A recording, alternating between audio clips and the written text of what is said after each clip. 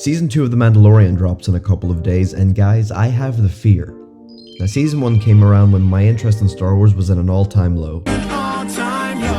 Rise of Skywalker certainly didn't help things. I didn't trust Disney to make something interesting out of what basically amounts to, isn't Boba Fett's armor really cool looking? Even with Jon Favreau at the helm, even with all the creative people on board, I just didn't care. So color me shocked when not only was it interesting, but probably the best piece of Star Wars media to come out in my lifetime. Now, I ain't seen none of the animated shows, or read the books, or anything like that. I like Star Wars from a fun fantasy adventure point of view, rather than a Star Wars is my belief system and I'll murder anyone who dares talk ill of my god point of view. And that's exactly what I loved about The Mandalorian. It prioritized being an adventure serial, like the ones that inspired George Lucas originally, over being another excuse to show us all the same shit again and steal our pizza. He stole that guy's pizza! My fear started when Rosario Dawson was cast as Ahsoka Tano, a role that she played in the animated shows. Not because of her, she's tremendous. Deck you for leaving in the first place. Or even the fact that Ahsoka is going to be in the show, because to me she's a new character, but it boils down to that sense of, oh, we'll put them in there for the fans. Fan service is all well and good, heck, Endgame was a 3-hour tribute to its fans, but when it rears its head at the expense of story, that's when I go, oh no, they killed it. It's not like Season 1 was void of fan service either, but it was the kind placed there to remind you of what you're watching, rather than bonk you over the head with it and repeatedly scream.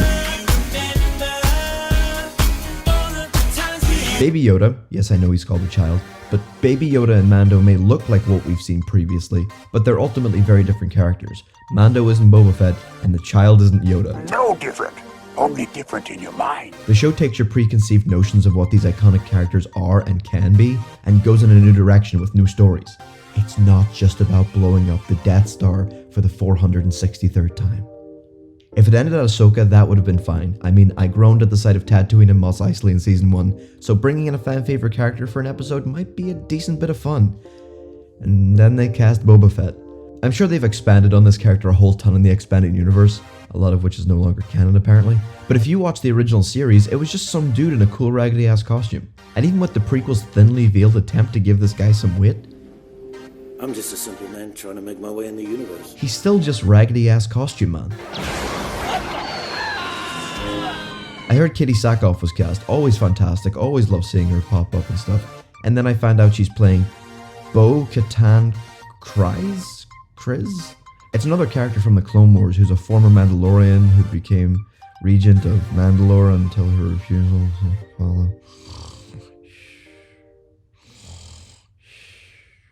The straw that broke my back was this interview with Deadline where Gus Fring was chatting about Moff Gideon, who felt like a bit of a generic bad guy at the end of the last season. I would have preferred Werner Herzog to stay on as the big bad. Bounty hunting is a complicated profession.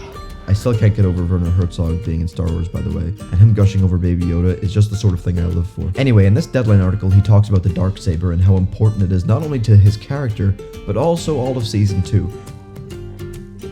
So I'm confused as hell, because I thought it was just because they wanted him to have a lightsaber without giving him a lightsaber.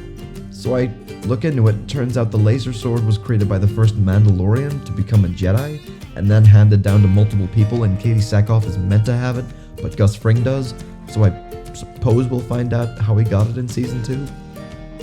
But also, who cares? It's just a weapon and not even an interesting one. Now, I'm being overly harsh. I love Season 1, and when people do good work, it's okay to trust them for the next go-round.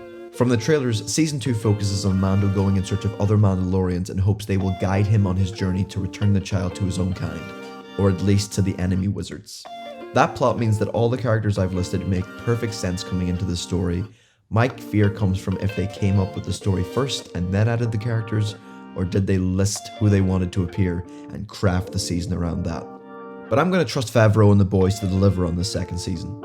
Even with all the incoming Clone Wars and Rebels characters, even with the possible focus on that daft laser sword, and even without my boy Werner, The Mandalorian still stands as a shining beacon in the dark void that is Star Wars, and I'm excited to revisit that world very, very soon. Also, hottest man alive, Timothy Oliphant is in it, so thirst watching is back on the menu, boys. Thank you so much for watching this video. Are you excited for Season 2 of The Mandalorian? Are you excited for the return of fan favorites and think I'm being a stick in the mud? Well, whether you agree with me or not, I'd love to hear your thoughts in the comments below.